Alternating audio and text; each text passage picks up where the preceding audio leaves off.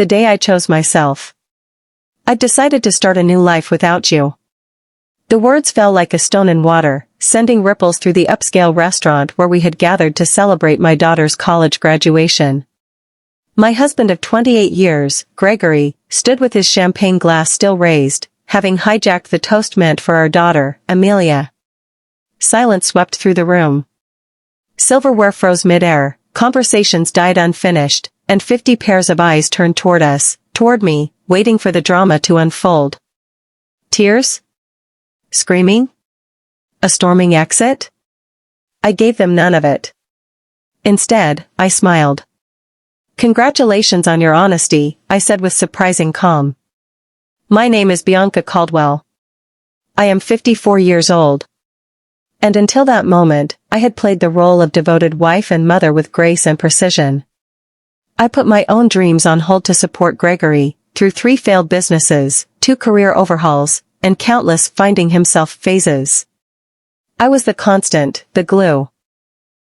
I was the one who saved for Amelia's future, kept the house warm, held our world together while he searched endlessly for purpose.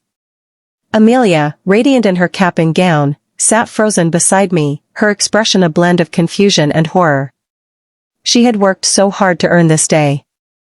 This celebration was supposed to be hers. Yet her father had stolen it with 9 words that shattered the illusion we had all lived under.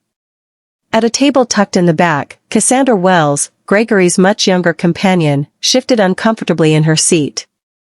Her presence was an open secret. Once, she had come to me for career advice, attended our Christmas parties, laughed in our living room. Now, she was part of the betrayal I had quietly uncovered. With deliberate grace, I reached into my handbag and removed a sealed, cream-colored envelope. I placed it beside Gregory's plate. "What's this?" he asked, his confident smirk faltering. "Something for you to read later," I replied, voice steady. I turned to Amelia and kissed her cheek. "I am so proud of you, sweetheart. Today is still yours." Then I stood, smoothed my navy dress, and addressed our stunned guests. "Please, enjoy your meal. I wish you all a lovely afternoon." Without another word, I walked out, head held high. The heavy restaurant door swung shut behind me, silencing the roomful of murmurs. The summer heat wrapped around me like a bomb. For the first time in years, I could breathe. Behind me, the door crashed open. "Bianca!" Gregory's voice rang out, no longer smooth and composed but frantic. "What the hell is this? What have you done?" I kept walking. A small smile tugged at my lips. He had no idea that the envelope I left contained the beginning of a reckoning he would not forget. 4 months, I had been preparing. While he plotted his escape with Cassandra, I traced every financial misstep, every hidden transfer, every deceit. 20 years of managing our household finances had taught me where to look. Gregory, in his arrogance, believed he could deceive me unnoticed. I saw the small withdrawals first, money funneled quietly into an unfamiliar account. Then came the luxury purchases, the expensive dinners, the real estate listings for beachfront homes. All while he claimed we needed to tighten our belts. The final confirmation came in the form of careless text messages on his unlocked phone. He wrote of their new life together, their freedom, and their plans for the day after Amelia's graduation. He had waited, he told Cassandra, so as not to ruin her big moment. What he failed to realize was that I, too, could plan. I remembered the prenuptial agreement he had insisted on 28 years ago, back when I had more family wealth than he did. Ironically, it was meant to protect him. But in a twist of poetic justice, it held a clause he had forgotten, one tied to fidelity. Armed with records, screenshots, and statements, I consulted attorneys. I built my case. I filed divorce papers quietly and precisely, timed perfectly for the morning of Amelia's graduation. He would not see it coming. I did not return to the restaurant. I drove instead to the Colonial House in Augusta's historic district, our home for the past 15 years. The very home Gregory had promised to Cassandra in one of his messages. The driveway was empty. Inside, the familiar stillness greeted me, the family portraits, the heirloom clock that had belonged to my father, the worn couch where we once dreamed side by side. Nothing had changed. And yet, everything had. I climbed the stairs to the master bedroom. In the back of the closet were Gregory's suitcases, already packed. He had planned to leave the next day, after the festivities. Always so tidy with his belongings, but careless with hearts. My phone buzzed endlessly. Messages from friends who had sat at our table. Some apologized. Some feigned shock. A few were just curious. Let them talk. I stood at the window, looking out over the garden I had planted myself. For years, I nurtured everything and everyone but me. That ended today. I didn't shed a tear. Not because I wasn't hurt, I was. I grieved the years I gave, the moments I can't get back, the woman I had silenced within me. But today, I chose myself. I chose a future on my own terms. I chose freedom, not the kind Gregory ran toward, but the kind that comes from knowing your worth and walking away from anything that diminishes it. And as the sun dipped low in the sky, casting gold across the yard, I realized, this was not the end. It was the beginning. Continuation, the unraveling. From Amelia, even from my sister Diana, who had flown in for the graduation, I responded only to my daughter. I'm okay. This isn't your burden to carry. Enjoy your day, we'll talk tonight. I love you. I had shielded Amelia from the truth for months, determined not to eclipse her final semester with our turmoil. She would be angry that I kept this from her, but she would understand. Amelia had inherited my practicality and her father's charisma, a combination that served her well, evident in her graduating with honors. 3 hours later, Gregory's car roared into the driveway. The door slammed open. Bianca, he shouted, voice echoing through the halls. Where are you? I sat in the living room, calmly reviewing documents on my laptop. I closed it as he stormed in, face flushed, clutching the cream envelope. What is the meaning of this? He demanded, waving the papers. You served me with divorce papers today of all days. I thought it aligned nicely with your plans, I replied evenly. You wanted a new life, I'm simply helping facilitate the transition. You had no right to. I had every right, I interrupted, voice steady. Just as you had every right to choose Cassandra. We all make choices, Gregory. He sneered. The prenuptial expired years ago. I allowed myself a small, triumphant smile. Actually, Section 12 specifically states that the fidelity clause remains in effect for the duration of the marriage. Your lawyer should have explained that. Oh wait, you didn't consult one, did you? Color drained from his face as the reality settled in. The very agreement he had insisted upon to protect his future had become his undoing. He would lose the house, the Savannah property, his share of retirement, everything. You can't do this to me, he murmured, collapsing onto the couch. We built this life together. I did not end it in the way you planned, I said quietly. But I ended it nonetheless. His phone buzzed, he glanced at it. Cassandra, no doubt, wondering why he wasn't following their plan. You've always been calculating, Bianca, but this is cold, he accused. I studied the man I had loved for nearly 3 decades. The one who held my hand through miscarriages, whisked me to Charleston for our 10th anniversary, who once believed in us. When had he changed? Or had I just been too devoted to see? Our history meant everything to me, I said softly. His expression softened. Maybe we can fix this. I made a mistake, people make mistakes. This wasn't a mistake, I replied. It was a calculated plan spanning more than a year. You siphoned our money, toured properties, plotted to announce our separation in public. He looked away, stony. I picked up my phone and played a recording of his own voice. After the graduation, I'll tell her it's over. A public setting is better, she won't make a scene. Then Cassandra's voice, plotting and sure. His face went pale. You recorded our conversations, that's illegal, he snapped. Not in Georgia when one party consents, I corrected. And these weren't private moments. They were plans to defraud me. He jumped up, frantic. I need to make some calls. Your attorney might be a good start, I said. I'll be staying at Diana's tonight. Diana's? He sputtered. I nodded. She's quite upset with you.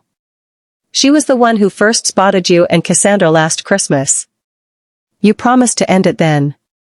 When you didn't, she came to me. He sank back down. Everyone's betraying me, he muttered. I gathered my purse and a small overnight bag I had packed earlier. You have until tomorrow evening to remove your things. After that, the locks will be changed. As I reached the door, he called after me, what about Amelia? Have you thought how this affects her? I paused, anger finally breaking through my calm. Don't you dare use our daughter as a shield, Gregory. You certainly weren't thinking about her when you planned your beachfront life with Cassandra. His phone buzzed again, he groaned. Problem? Cassandra's at the apartment. She's moved in. A flicker of confusion passed over him. That lease you signed? It never went through. Your application was flagged and never completed. He stared at me, stunned. I smiled softly. Enjoy facing the consequences. I walked out, leaving Gregory to the ruins of his perfect plan. Diana's bungalow sat across town, its wisteria-clad porch a haven of calm. When I arrived, she greeted me with a fierce embrace. I know, she whispered, leading me inside. I spoke with Amelia. She's worried about you. I'll be fine, I murmured, sinking into her kitchen chair. The late afternoon light fell warm across the countertops, and I felt, finally, a new chapter beginning. Outside, Nats Creek glinted through the maples. I closed my eyes, inhaled the scent of jasmine and home. Tonight, I would reclaim my life. And tomorrow, I would face whatever came next, unafraid. Diana led me to her kitchen, where a bottle of wine stood uncorked on the counter. She poured 2 generous glasses and handed me one. I never thought Gregory would make such a spectacle, especially in that restaurant, in front of everyone, she said, voice tinged with disbelief. I accepted the wine, feeling the warmth of its weight in my hand. It was meant to humiliate me, I replied softly. A public rejection so I'd look irrational if I protested. Diana's face darkened. He's always had a flair for drama, she murmured, but this is beyond anything I imagined. We settled into the sunroom, sunlight spilling across lush potted plants and rows of well-loved books. Diana, devoted to her academic life and independent spirit, had been my compass in times of doubt, her freedom quietly envy-inducing. What did you put in that envelope that shook him so profoundly? She asked, curiosity softening her tone. I inhaled a steadying breath before recounting the contents. The divorce filing, meticulously organized documentation of Gregory's clandestine transfers, and the prenuptial agreement's fidelity clause, an unexpected dagger that reduced his anticipated share of our assets to a fraction. Diana laughed bitterly. I remember when he insisted on that prenup, my father had just gifted him seed money for his first venture, and he was so anxious to guard it. The irony is delicious. At that moment, my phone buzzed, Amelia. I pressed the call. Mom? Her voice trembled. I'm here, sweetheart. I steadied my heart. I'm coming over to Aunt Diana's, she said in rapid succession. Dad's spreading rumors that you've lost your mind, that you planned this for months. He's saying horrid things. Let him speak, I said firmly. Time will reveal the truth. 20 minutes later, Amelia arrived, still in her cap and gown, tears dampening her cheeks. She threw herself into my arms, sobbing as she once did after childhood nightmares. Why didn't you tell me? She whispered against my shoulder. I didn't want to overshadow your final semester, I explained. You've earned every moment of today. She pulled back, wiping her eyes. Well, Dad made sure it was ruined, she said wryly. We moved to Diana's living room, where I laid bare the full truth, how I unraveled Gregory's affair, traced every ill-gotten transfer, and discovered the beachfront dreams he and Cassandra had plotted behind my back. I sensed something was off, Amelia admitted. He's been distant, on his phone constantly. But I never imagined. None of us want to see the worst in those we love, Diana added, placing a hand on our daughter's shoulder. My phone chimed again, Philip Anderson, my attorney. The emergency petition was granted, the identified accounts were frozen while our divorce proceedings progressed. Gregory now had only a modest allowance, sufficient for daily needs, but far short of the beachfront fantasies he shared with Cassandra. I showed the confirmation to Amelia and Diana. He deserves it, Amelia stated firmly. I squeezed her hand but gently reminded her, he is still your father. Your bond is separate from what he has done to me. Amelia nodded, tears glinting. Perhaps someday. But today, I cannot even look at him. A sudden knock sounded at the door. Diana opened it to reveal Gregory, Cassandra trailing behind him, her posture uneasy. Cassandra's confidence wilted as she surveyed our resolute faces. Despite her poised exterior, she seemed ill at ease. Gregory's anger flared. Bianca, you must end this madness. Unfreeze the accounts and we can talk like adults. Amelia rose, positioning herself protectively before me. Maybe you should have been reasonable before you made your announcement at my graduation, she said, strength sharpening her voice. Gregory whirled toward her, startled. This doesn't involve you. It involves me, she shot back. You shattered our family on my special day. And that affects me. Cassandra placed a tentative hand on Gregory's arm. Maybe we should go. He shook her off. Not until Bianca sees reason. Diana folded her arms. Cassandra, you seem the only reasonable person here. Gregory, you created this mess. I remained seated, voice calm and clear. The accounts will stay frozen until our preliminary hearing in 3 days. Then a judge will set temporary asset allocations. Gregory sputtered, 3 days? What am I to do? You have your personal account, I reminded him. The one you've been feeding for a year, use it for your expenses. Cassandra's gaze snapped to him. How much is in it? He avoided her question, face reddening. Vindictive, Bianca, he accused. Perhaps you never truly knew me, I replied softly. Amelia turned to Cassandra. Did you know he planned to reveal this at my graduation? Cassandra's voice was small. I thought it would be private between your father and me. I didn't realize. Gregory's look of betrayal revealed the first cracks in their alliance. Diana's voice rang out, I think you both should leave. Amelia has endured enough today. Gregory pleaded with our daughter. Relationships evolve. People drift apart. Amelia's gaze hardened with mature resolve. What I understand is that you're a coward. In the hush that followed, I felt the final weight lift from my shoulders. My daughter stood beside me, strong, unbowed, and together, we faced the future we would forge anew. Before everything fell apart, we were a family, at least, that's what I believed. I spent years sacrificing for a dream that wasn't truly mine, working 2 jobs to help pay for textbooks, groceries, and life's relentless demands. I trusted Gregory when he said money was tight. I believed him when he said we were in this together. But betrayal has a scent, it creeps in slowly, thick like smoke, until it chokes you. What I understand, I said, voice trembling but firm, is that you're a coward who couldn't even give Mom the dignity of a private conversation. Gregory flinched, taken aback by the sharpness of my words. Amelia stood beside me, her expression a mask of hurt and anger. What I understand, she echoed, is that you were stealing from our family while I was working double shifts to help with bills. You told us money was tight, Dad. That's not how it was? He opened his mouth to protest, but Amelia cut him off sharply, her voice rising with every syllable. It's exactly how it was. Please, she said, taking a shaky breath, just leave. I can't even look at you right now. The silence that followed was deafening. Cassandra, his new partner, trailed behind him with uncertainty in her eyes.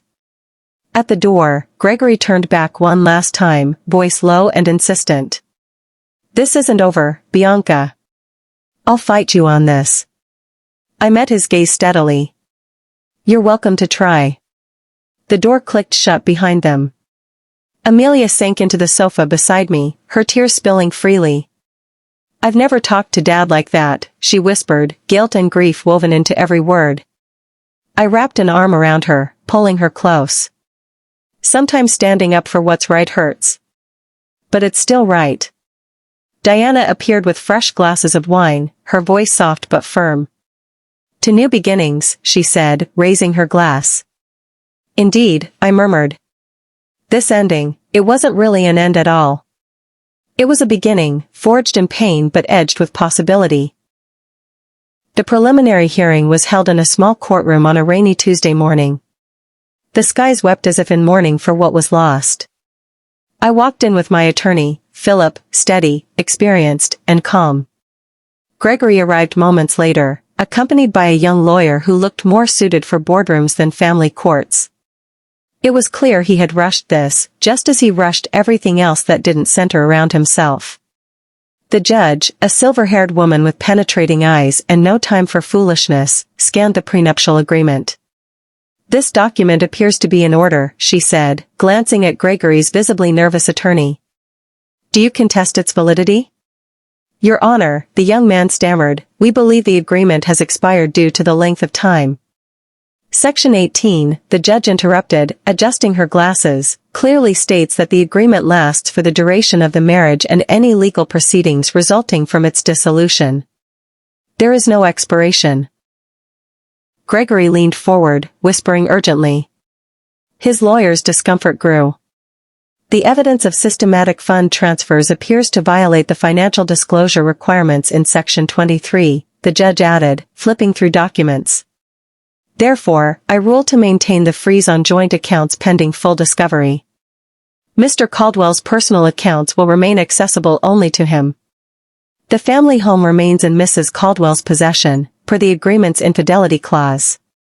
Gregory's face turned a blotchy red. "This is outrageous," he muttered, forgetting decorum. The judge didn't flinch. "Mr. Caldwell, I suggest you read the contract you signed.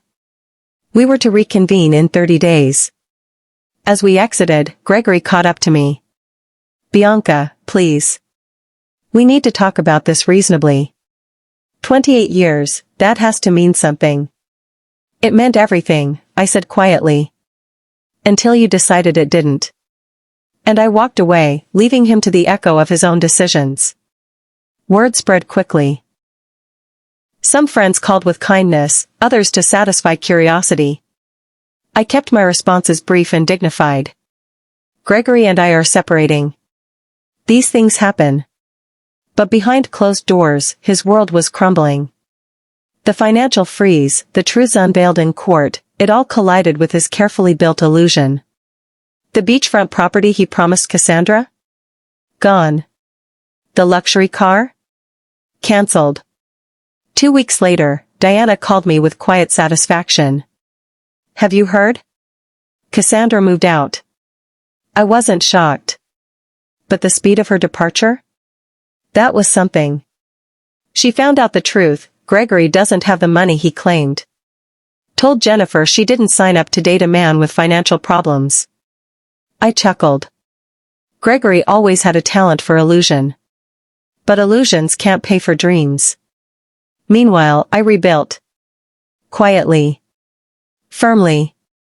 I rented a small office downtown and launched the consultancy I'd envisioned for years. My first clients were women navigating painful transitions.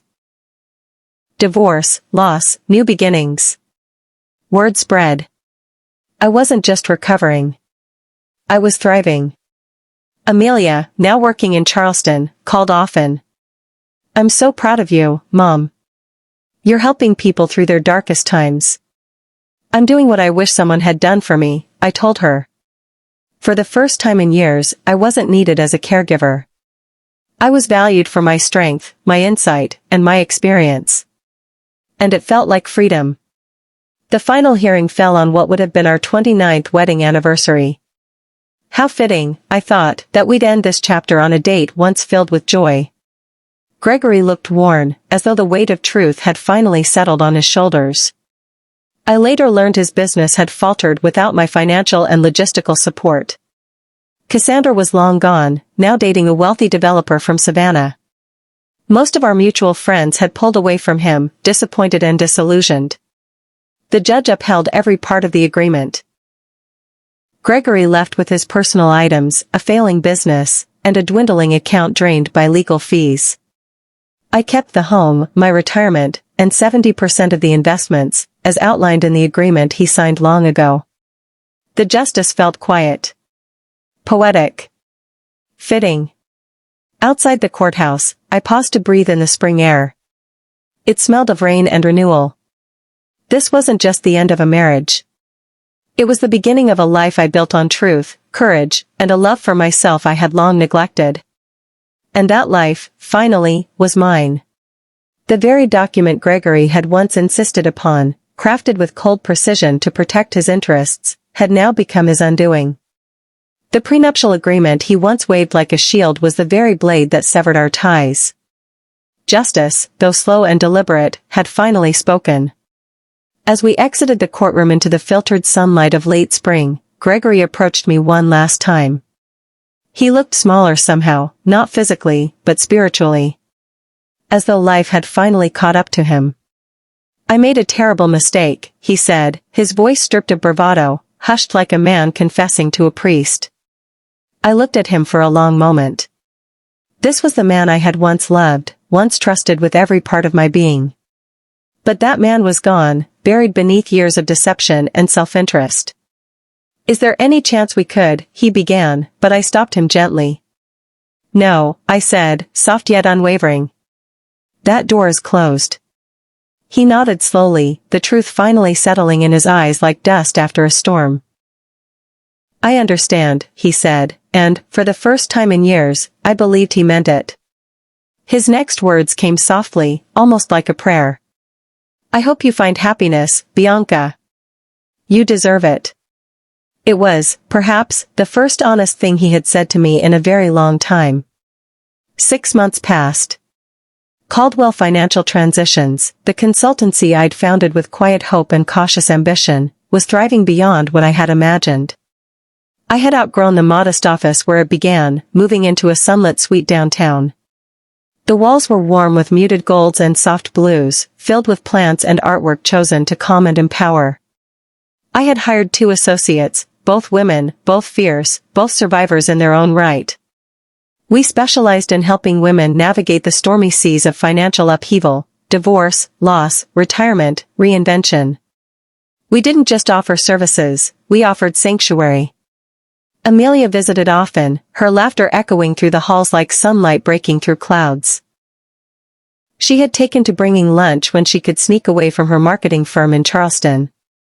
You know what's ironic? She said one afternoon, perched on the edge of my desk, a sandwich in one hand and a sparkle in her eye. If Dad had just been honest from the beginning, he might have kept half of everything. I smiled sadly. Sometimes people can't see past what they want in the moment, I replied. They mistake control for love. Power for respect. And in the end, they lose what mattered most. I no longer thought of myself as just Gregory's wife or Amelia's mother. Those roles, while precious, had once defined me entirely. Now, I had become something more, mentor, business owner, advocate. The envelope I had handed Gregory that day in the restaurant, months ago, hadn't just been a legal notice or an escape plan. It had been the first brick in the path to freedom. That folded paper had been a key to a door I never knew existed. And behind it, I didn't just find revenge. I found reinvention. I found strength. In securing my financial future, I had reclaimed something far more valuable, myself. Spring returned again, gentle and golden. The house was quiet that morning, sunlight spilling across the kitchen floor, a breeze teasing the curtains. I stood at the counter, coffee in hand, listening to the world wake up. A letter had arrived the day before, from a woman I'd worked with in those early days of my practice. She wrote about how the consultancy had changed her life. How my guidance had helped her leave a painful situation. How she had started her own business and found her voice again. I read the letter twice, then set it down beside a framed photo of Amelia and me from last Christmas. My eyes filled, not with sadness, but with gratitude. This life wasn't what I had planned all those years ago. It wasn't the life I imagined when I stood at an altar, hopeful and in love. But in many ways, it was more. It was real. It was mine. And it had just begun.